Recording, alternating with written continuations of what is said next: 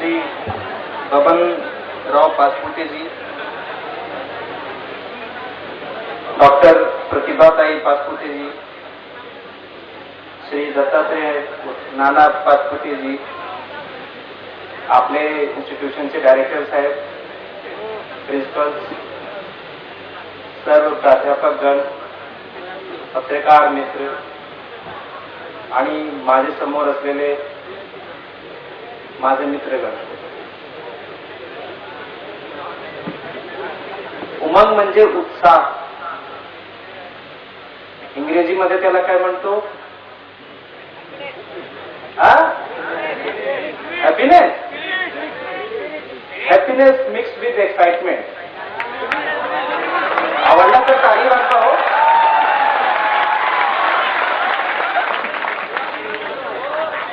ये आज का जो चार्ज दिख रहा है आप लोग के अंदर, जो उमंग दिख रहा है, वो देख के मुझे बहुत खुशी हो रही है. मैं शायद अभी थोड़ा टाइम है, अभी 8 बजे से है कार्यक्रम,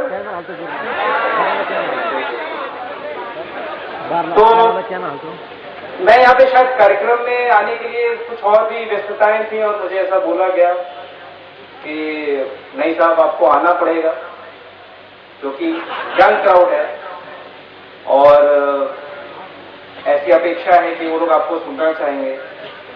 मुझे लगा कि मैं अपने दोस्तों के साथ थोड़ी देर बात कर सकूंगा. यूनिफॉर्म पहनने के बाद बड़ा मुश्किल हो जाता है लोगों से सीधे संवाद करना.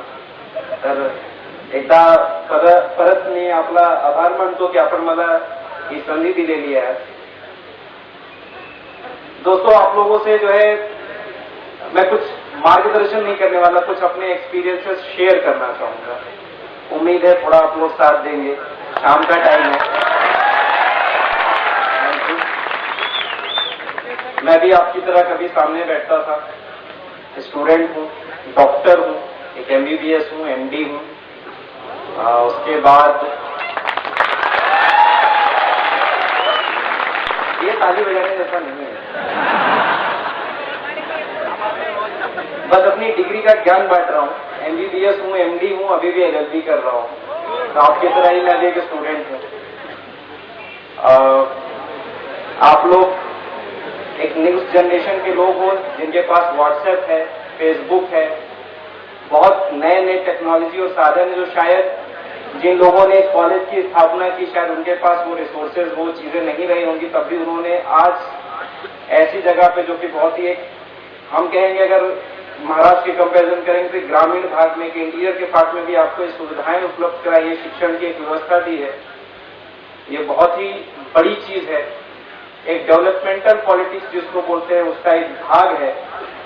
और ये देख के खुशी होती है कि मेरे जिले का यानी अहमदनगर जिले का सबसे साउथ का किनारा भी यदि वहां पे एक अच्छा इंजीनियरिंग कॉलेज है, पॉलिटेक्निक कॉलेज है, मैं गर्व के साथ जाके बाकी प्रदेशों में बताता हूं कि देखो हमारे यहाँ ऐसे इसलिए का. अभी आने के बाद चर्चा हो रही थी, मुझे पता चला कि आपके यहाँ एक CBSE का भी स्कूल है जिसमें एक छात्र ने अभी डिस्टिंक्शन पाया है CBSE बोर्ड की तरफ से. मुझे ये भी पता चला कि आप ही के बीच में से एक स्टूडेंट डिप्टी कलेक्टर LPSC में बन के गया है. ये सहज ही और सही में ये फख्र की बात है. हर अभिमानाचा विषय है ऐसा मला वाटतं. और आज जो इन लोगों का सबका एक उपक्रम था कि मुझे बुलाया जाए, बस वो इसलिए था कि मैं आपके साथ कुछ एक्सपीरियंस शेयर कर सकूं, क्योंकि ये चाहते हैं कि ऐसे ही और लड़के आप में से, आपके बीच में से निकले और आपका जो है वो फेलिसिटेशन, आपका सम्मान कर सकें. सबसे पहले मैं ये बताना चाहूंगा कि आप लोग जो अभी काम कर रहे हो, अभी जो आप लोग अध्ययन कर रहे हो, ऐसा नहीं है कि वो महत्व का नहीं है. बहुत पहले की बात है, बहुत पहले मतलब शायद आपसे 10-12 साल पहले की बात है.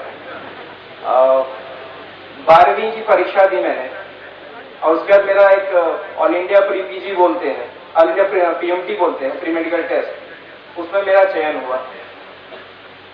तो ऐसा लगा कि जैसे पढ़ाई में बहुत अच्छा हूँ, इसके आगे क्या है टाइप ऐसा कुछ एहसास हुआ मुझे. और मेरे एक मित्र थे, उनके बड़े भाई साहब दिल्ली में पढ़ते थे, JNU में, जवाहरलाल नेहरू यूनिवर्सिटी में. तो हमारे उत्तर प्रदेश में बड़ा सिविल सर्विसेज का बड़ा आकर्षण रहता है. सबको ये लगता है कि अगर पढ़ने में अच्छे हो तो या तो इंजीनियर बनोगे आईआईटी से या डॉक्टर बनोगे, और वो करने के बाद तुम आईएएस आईपीएस या कुछ सिविल सर्विस में फिर से आओगे। तो हमने भी पूछा, हमने कहा क्या करना चाहिए। बड़े समझदार भाई साहब थे, उन्होंने हमसे बस इतना कहा जिंदगी में जब भी अगली परीक्षा होती है उसके पहले के जो लेवल होते हैं, जो पहले के सफ़े आप पढ़ते हैं, जो अभ्यास करते हैं, वही पूछा जाता है।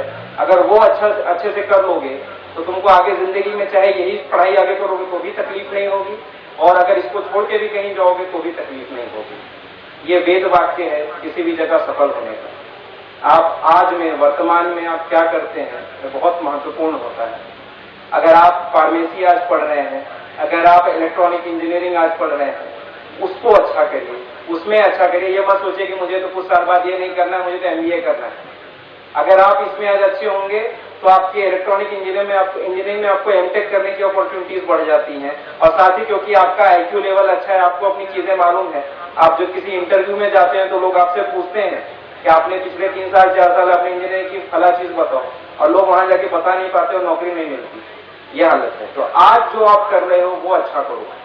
मेरे ऑप्शनल जो मैंने सिविल सर्विस में लिए थे, मुझे लोगों ने बहुत मना किया, बोले मेडिकल साइंस में लोग होते नहीं।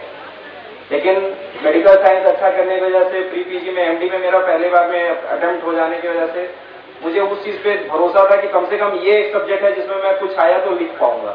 और यही आपसे भी अपेक्षा है कि आप आज जो पढ़ रहे हो वो अच्छा करो।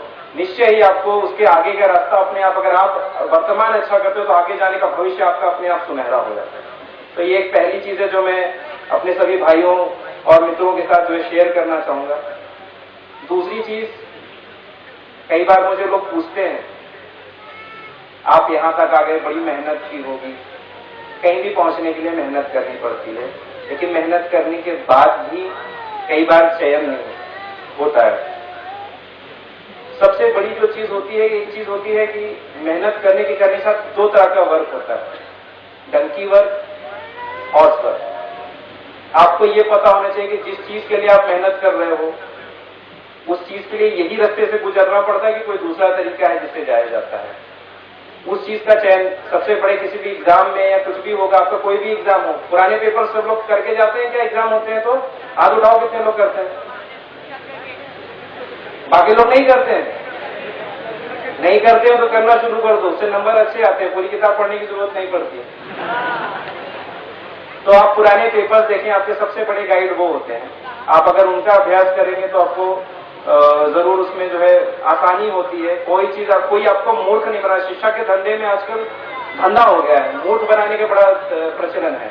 फला कोचिंग इंस्टीट्यूट आपको यहाँ नौकरी लगवा देगी, फला ये ट्रेनिंग इंस्टीट्यूट आपको करवा देगी। इस चीज को जब भी आपको जांच करनी हो कि सही है कि नहीं, आप पिछले साल के पेपर उठा के देख लो। अगर उनके पढ़ाए हुए में से उस पेपर में कुछ आता है तब तो वहां जाने योग्य है, नहीं आता है तब बकवास से पैसा व्यर्थ है और समय व्यर्थ होता है। तो ये 2-3 चीजें हैं। और तीसरी चीज, practice makes a man perfect. चाहे क्रिकेट खेल रहे हो, प्रैक्टिस नहीं करोगे तो नहीं कर पाओगे।